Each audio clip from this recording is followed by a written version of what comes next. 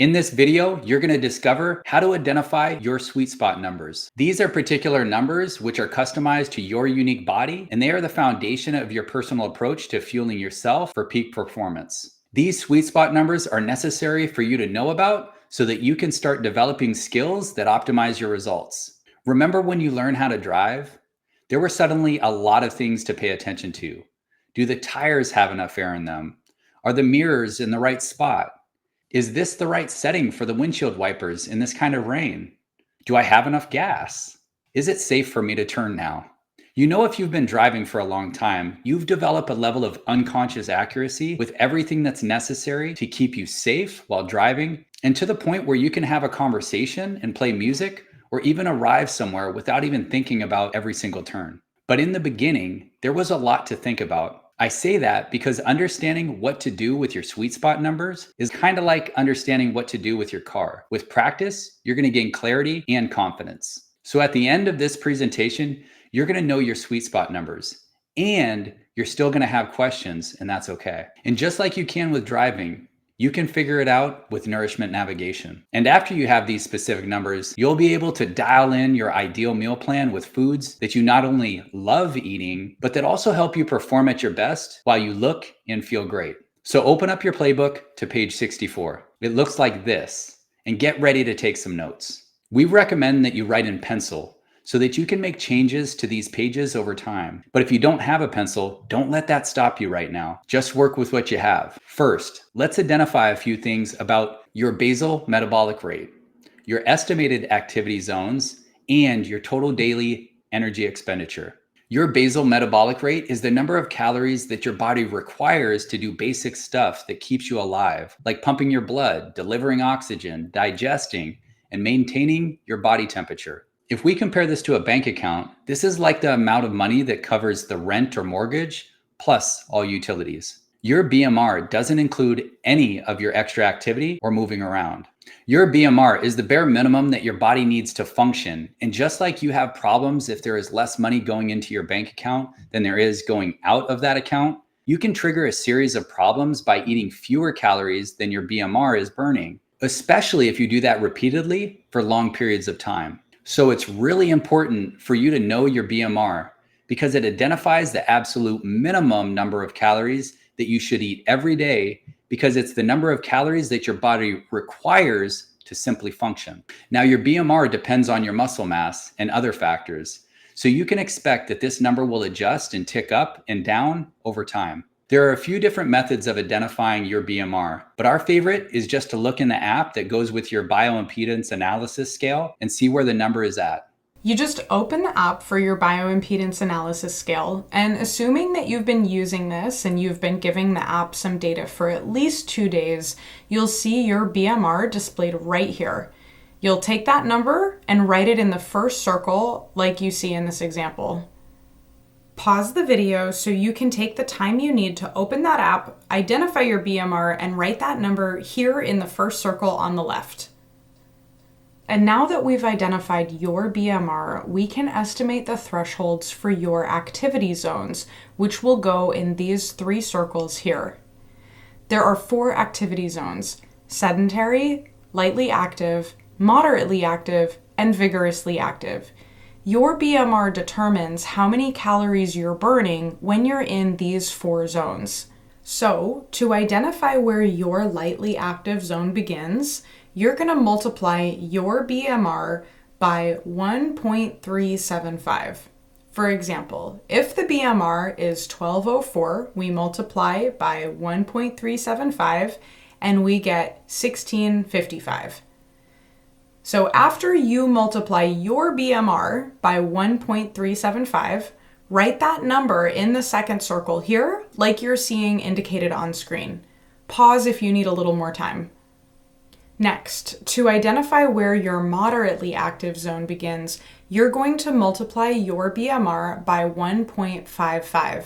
For example, if the BMR is 1204, we multiply by 1.55 and we get 1866. So after you multiply your BMR by 1.55, write that number in the third circle here, like you're seeing indicated on screen. And finally, to identify where your vigorously active zone begins, you're going to multiply your BMR by 1.725.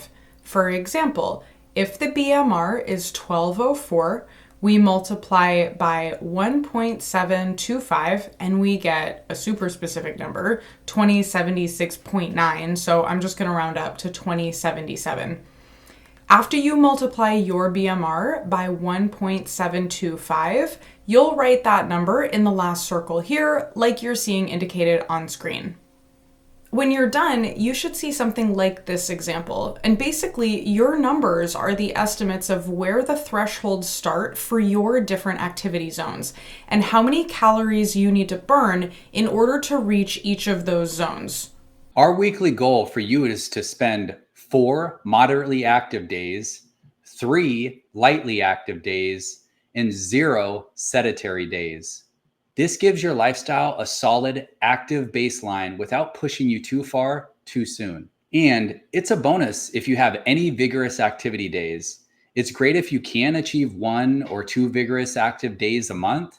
And we'll get into details about how you can do that in phase 3 of our training, Movement Mastery. But for now, understand that being active is necessary to optimize your results with nutrition. So let's see how you're doing. How active have you been? What zones did you hit during the last 7 days? To answer these questions, you're going to review the data in your fitness tracker. So yes, we are assuming that you have a fitness tracker and that you've been wearing it so that there's some data ready for you to review.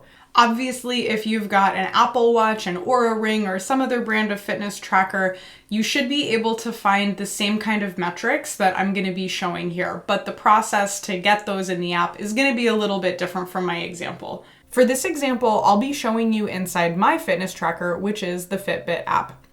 Specifically, you're looking for the part of the app that shows you how many calories you've been burning. So on my Fitbit dashboard, I'm tapping on this fire icon here. That launches this overview of today, but I'm ignoring today because it's not finished. It's not a complete 24-hour period. We want to look back at the history, and we can do that by tapping here where it says week. Now I can see the past week. Each of these green bars is a visual representation of how many calories I've burned. When I press and hold on the line for Monday, you can see that this number pops up here. 1891. So this means that I burned 1,891 calories on Monday. And if I continue pressing and holding, I can drag over to Tuesday and we see I burned 1,808 calories. Then for Wednesday, I burned 1,982 calories. On Thursday, I burned just 1,517 calories. When I transfer this data to my chart, I can start building a meaningful context that allows me to begin understanding how my daily choices make it possible for me to reach certain activity zones or not. And I'm turning my playbook so I have more space to write like this. On Wednesday, I burned 1,982 calories, so I'm adding a note about this to my chart, pretty close to the vigorously active. And I'm also going to add a note about what I did: gym, leg day, workout number 3, which is super intense. On Tuesday, I burned 1,808 calories, so I'll add it to my chart like this. And I went for a 25-minute walk around lunchtime, and then after work at the gym, I did what we call dynamics. On Monday, I burned 1,891 calories, so it belongs here on the chart. That was when I hit the gym and did leg day workout number 1. I'm also going to add my lowest day from last week, which was Thursday. Because it's just 1,517 calories, I'm placing it on my chart here in the middle of the sedentary zone. That day was super rainy, so I didn't go for any walks, I didn't go to the gym, and I also didn't use any of my options for burning calories at home, like cleaning something. I basically just spent the day sitting down in one way or another. Now, I'd really like to find a day that I was vigorously active. When I go back in my Fitbit history, I can see the day that I went for an 8-mile hike. That day, I burned 2,459 calories, so I would add that to my chart, probably over here at the highest, most extreme part of vigorous. You can see that we're starting to get a picture of what it takes for me to hit certain zones.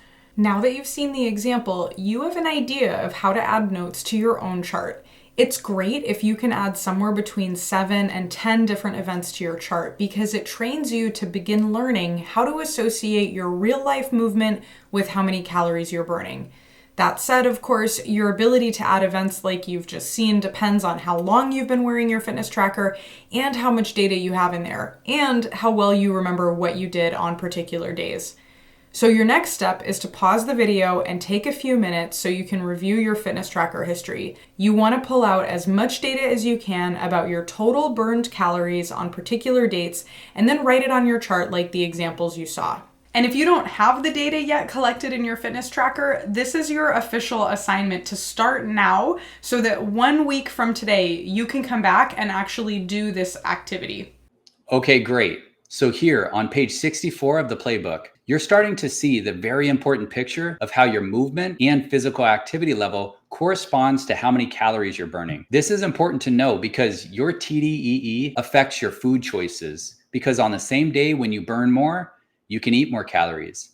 And on the days when you move less, you can eat fewer calories. You'll always have the easiest time and be the most in control of your body composition if you're aware of that day to day and stay conscious of how many calories you're burning during a 24-hour period. And as a result, you can adjust how many calories you take in based on that. But you never want to eat below your BMR, because that can cause problems with your hormones and your basic physiological and metabolic functions. Please make sure to be able to read that statement and put a check mark in the box so that you're promising to yourself that you'll take this essential number into consideration for your own health and well-being. Okay, now the second set of numbers that we're identifying is your daily caloric intake. You'll find this on the next page, and it looks like this.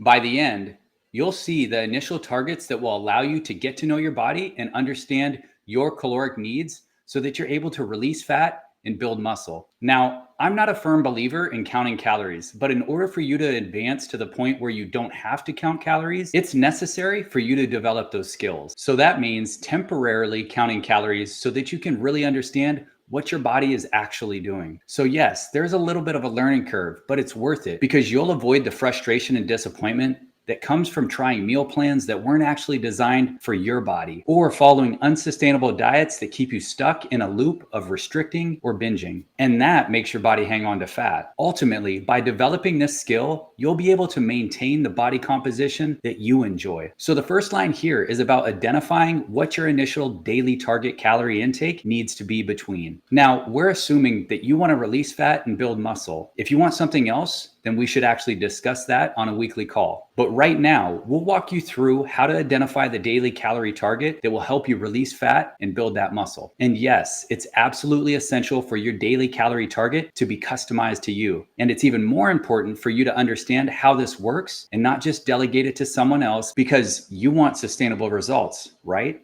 Those sustainable results can happen when you understand and you aren't tempted by following bad advice simply because you don't know how any of this works. A person's caloric needs depend on your current BMR, the basal metabolic rate, your current activity levels, by which I mean how many days a week do you actually spend in sedentary, lightly active, moderately active, or vigorous? In reality, not ideally. And then your history with dieting. How much have you restricted or binged? Or if you've never done any dieting before, because that influences how efficiently your body uses calories and regulates its energy balance. In order for you to figure out your personalized daily calorie target, we're going to jump back to the bottom of page 64, where you can actually see the space to be able to clarify your daily calorie target zone. So on this line here, you can see that these zones are labeled extreme deficit, deficit, and then over on the other side, there's surplus and extreme surplus.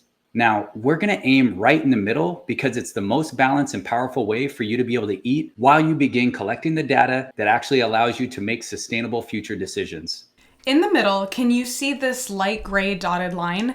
That center point represents 0. So in your playbook, you're going to write 0%. This means you eat exactly the same number of calories that you burn. If the difference is 0 calories, then the percent difference is 0%. Above this line to the left, write -5 like this. And further to the left, write -20 like this. Now over on the right, you'll add 5% and 20% in the spots like you're seeing here.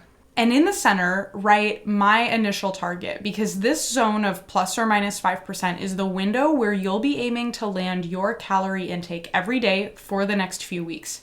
Ultimately, we want you to get to the point where you can land in this plus or minus 5% window every day, regardless of whether you burn in moderately or vigorously active, or even if you're just down in sedentary. However, hitting a moving target takes more skill than hitting a target that stays in one spot. So in order for you to get the hang of this, we're going to start with a target that does not move. Under that dotted line, you're going to write a customized number.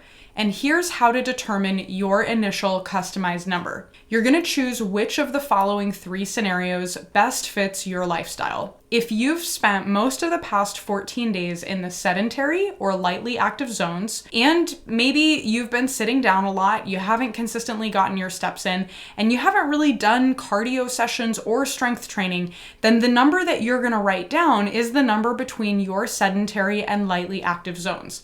But on the other hand, if you've spent most of the past 14 days in the moderately active zone, the number you'll write down is the number between your lightly active and moderately active zones. However, if you've spent most of the past 14 days in the moderately or vigorously active zones, the number you'll write down is the one between your moderately and vigorously active zones.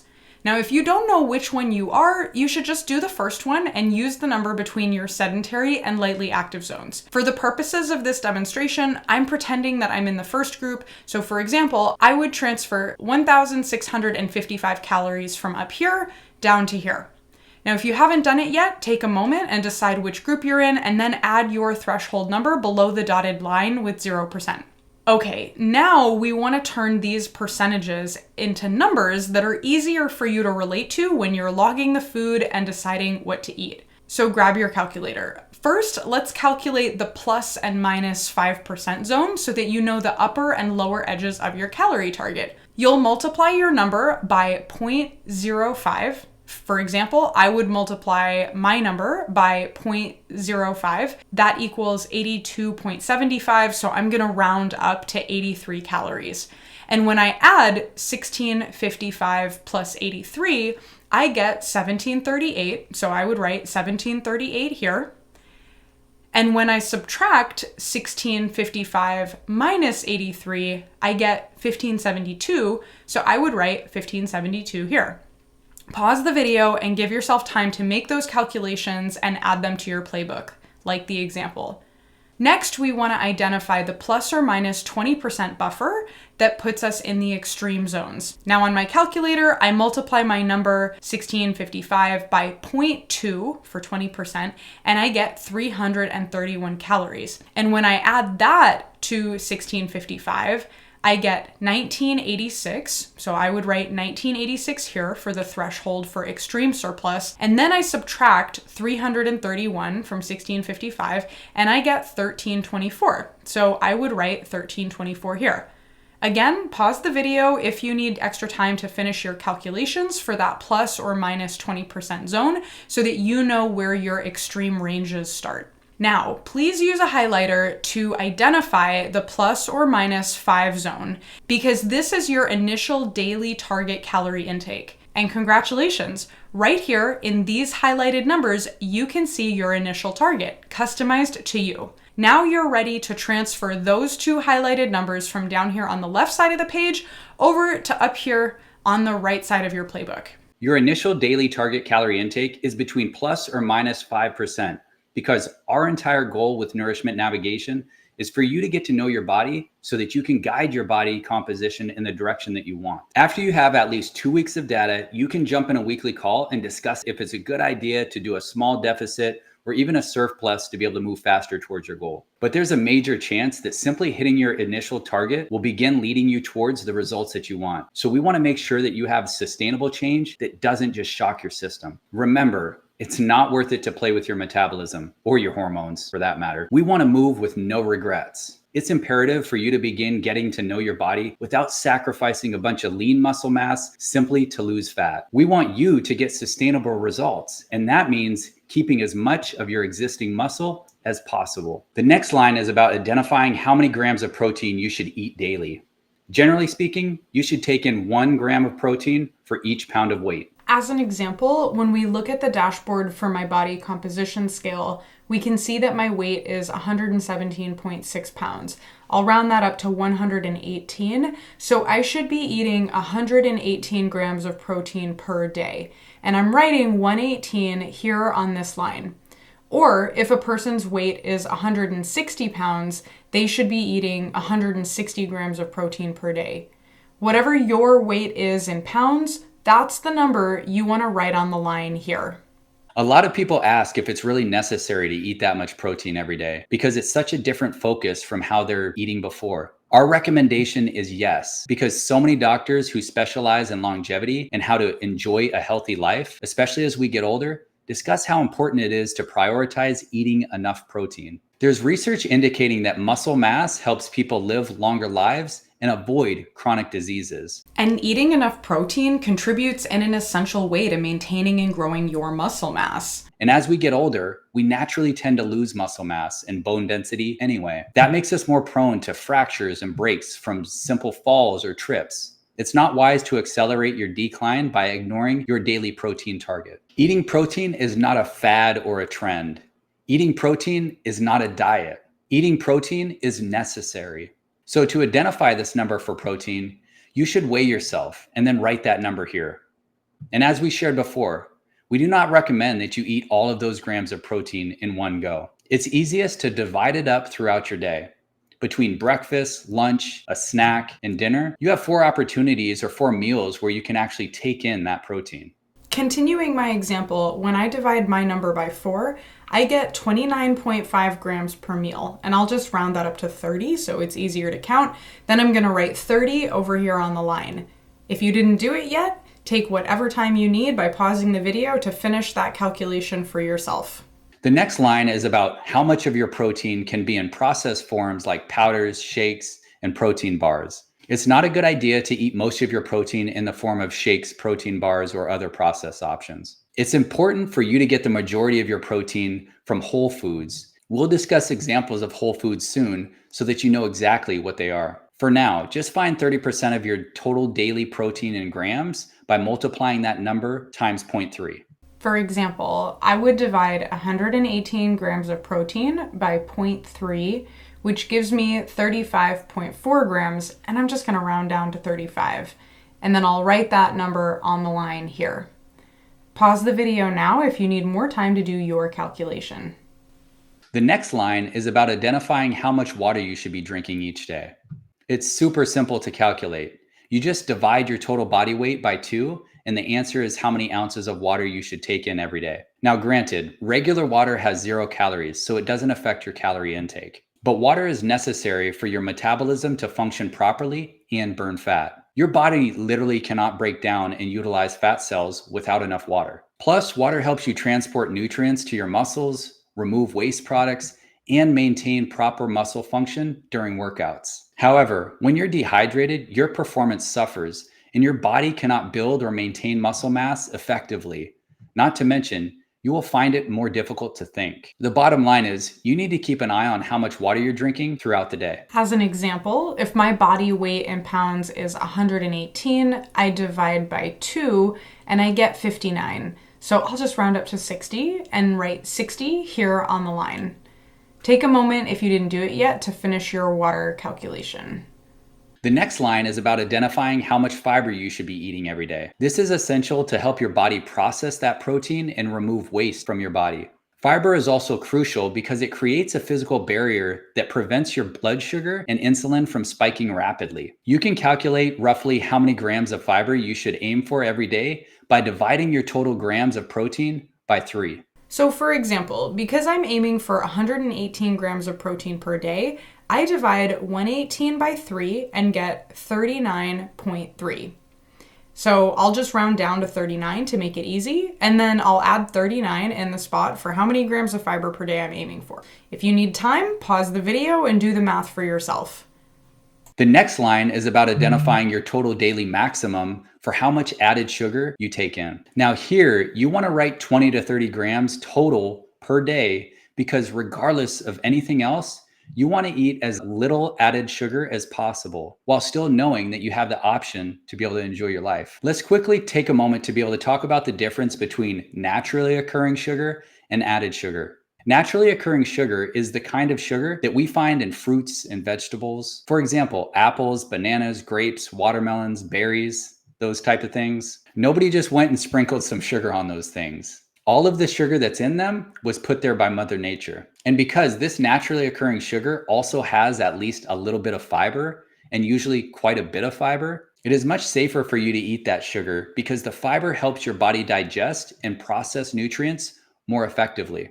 However, added sugar is what we find in syrups, sodas, and juices, and baked goods like cookies, cakes, and ice cream. This sugar was put there by humans, not Mother Nature. But usually, that sugar doesn't come with the fiber that makes it safe for you to eat. A whole apple can have 15 grams of sugar, but it comes with 4 grams of fiber. If you put that apple through a juice machine, it has the same sugar, but now virtually all of the fiber has now been pulled out of it. This is why eating an apple is less likely to affect your blood sugar and insulin levels. But drinking the juice of the same apple is more likely to affect your blood sugar and those insulin levels. The packaging that sugar comes in matters a lot. Drinking sugar in the forms of syrups, sodas, and juices is particularly problematic for your metabolic health. But honestly, any sugar that has been separated from fiber or added sugar is also problematic. That's why we recommend you actually limit yourself to a maximum of 20 to 30 grams of added sugar per day. So regardless of our size, we're all just going to write 20 to 30 grams here on the line about added sugar.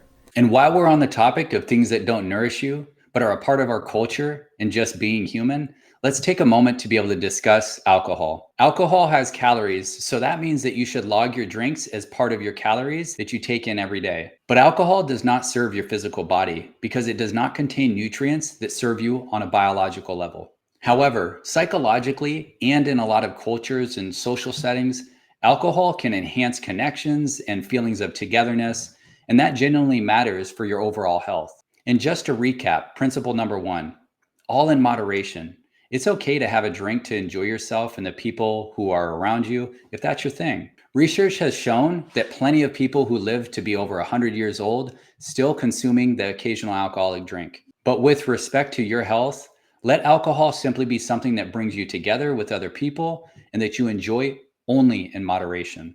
But how much is moderation? Many experts on longevity advocate drinking as little alcohol as possible. Dr. Peter Attia says, if you're going to drink, there should be an absolute maximum of 4 to 5 drinks per week, and never more than 2 drinks in one day. And personally, I drink alcohol only if I'm in a good mood because what I found to be true is that alcohol simply enhances whatever is happening internally. And if you're in a bad mood, I don't advise you to drink alcohol at all. A much more effective way to be able to work through your challenge than drinking alcohol is to use the entire daily routine that we cover in phase 1, champion activation, because it reconnects you to your power and it puts you in that best frame of mind to be able to solve whatever problem you're faced with. Please take a moment to add a check mark in the box next to the line here, acknowledging that you understand that consuming 0 alcohol is optimal, with an absolute maximum of 4 to 5 drinks per week, and never more than 2 drinks in a day, and only when you're in a good state.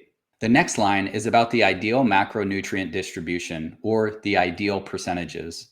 This is basically the ratio of macronutrients that you eat. What percentage of your diet is protein, what percentage of your diet is fat, and what percentage is carbohydrates. Imagine this pie chart represents the total amount of food that you eat in a day. Ideally, you'll split this into thirds. So roughly plus 30% protein, plus 30% carbs, and plus 30% fat. And we say plus 30% because depending on the day, it might be 31% or 34% or 35%. But as long as you're generally hitting 30% for each of them, the number tends to take care of themselves. And you're eating a relatively balanced combination of those macronutrients that will support you with achieving your goals in the long run. So on these lines here, you want to write 33% protein, 33% fat, and 33% carbohydrates. Now, the only situation when we recommend shifting these percentages is when you're very active. And if you spend most of your time in moderately or vigorously active because your muscle mass is burning a lot of carbs. In that case, we recommend 40% carbs, 30% protein, and 30% fat. So if you're really active, you'll find that higher percentage of carbohydrates allows your body to replenish its glycogen stores and basically rapidly refuel your muscles so that they're recovered and ready for more work. Now let's confirm how many grams this is because it's not as obvious as you might think. Fat is more than twice as dense as both carbs and protein. What I mean is that 1 gram of fat gives you 9 calories. However, 1 gram of protein gives you 4 calories, and 1 gram of carbohydrates also gives you 4 calories. What this means is that when you're actually aiming for a balanced pie chart with that 33% macronutrient ratio, you would ideally eat about half as many grams of fat as you do protein or carbs. I think that'll make more sense to you with an example. Let me transfer my number for total daily protein grams from up here down to here. Just the same number, writing it again. And next to carbohydrates, I'll also write the same number because remember, carbohydrates give the same number of calories per gram. However, for fat, I need to divide by 2.25 because fat gives so many more calories per gram. So on my calculator, I divide my protein grams, or 118, by 2.25, and I get the super specific number of 52.4. So I'm just going to round up to 53. And then I'll write 53 grams on the line here. Pause the video and take a moment to transfer your number for protein and carbohydrates, and then divide by 2.25 to identify the fat. Now, the last line here is simply about the timing when you're eating. We want to identify when you usually fall asleep and then count backwards so we understand the time that you will actually stop consuming calories for that day. It's best to give your body enough time to be able to digest any food before you sleep. We recommend 2 to 3 hours, and we personally have a 3-hour window. That 2 to 3 hour window helps your insulin and blood sugar levels allow your body to digest and cut down on the likelihood that you'll experience acid reflux or indigestion, and all of that improves the quality of your sleep. In addition, that window where your body finishes digesting also helps with muscle recovery and fat loss. So that's why we prefer a 3-hour window. For example, I normally fall asleep at 10 p.m., so you can see I've written that on the line here. And then I subtract 3 hours, which is 7 p.m., so I write 7 in this spot right here. If you didn't do it yet, take the time to write your normal bedtime and decide what your latest eating time will be. I also recommend that you create a special alarm on your phone that's purely to remind you that your window is coming up in 30 minutes or 20 minutes. On my phone, I made an alarm that goes off 30 minutes before my latest eating time. And honestly, it's been extremely helpful for shifting my habits and creating a legitimate routine with something I did not have before. So please pause the video and set up that kind of alarm for yourself now. Yes, those alarms are gold when you're starting to create new habits like this because they actually help you make the most out of every day. Now that you're finished calculating and writing in all of your sweet spot numbers, you're holding the big picture, that 10,000-foot view of the key to your metabolism and understanding how to operate your body so that you're not only fueled for peak performance and feeling amazing with lots of energy, but you also can see what is required for you to get lean and toned. You've just done all of the heavy lifting to understand the sweet spot numbers that will allow you to dial in your meal plan and customized approach to eating so that you get results and keep them. Of course, we're only getting started, so it's important for you to be patient with your learning curve. But you already have the world-class understanding of the foundation of your nutrition and metabolic function. These numbers will empower you because it allows you to stop wasting time on random diets and meals that aren't customized to you. It gives you bumper lanes so that you can actually enjoy the things that you want as well. And it also gives you the guidelines that you need to be able to fuel your body and brain with the non-negotiable essentials. And it also has the wiggle room for you to have some fun as well. Like I mentioned before, understanding how to use these numbers every day is like understanding how to drive a car. Of course, it does take some practice in the beginning, but before you know it, you're developing the habits, skills, and confidence that allow you to enjoy your life. Every week, you're gonna get a little bit better, a little bit better, and a little bit better at dialing in your approach with each one of these things. Just like when you learned how to drive a car, the same is going to be true with your nourishment navigation. So now that you have your sweet spot numbers, let's start implementing them. Coming up, we've got more skills that will walk you through the process of beginning to integrate these numbers more and more into your real life with your meal plan and real choices you're making about what to eat.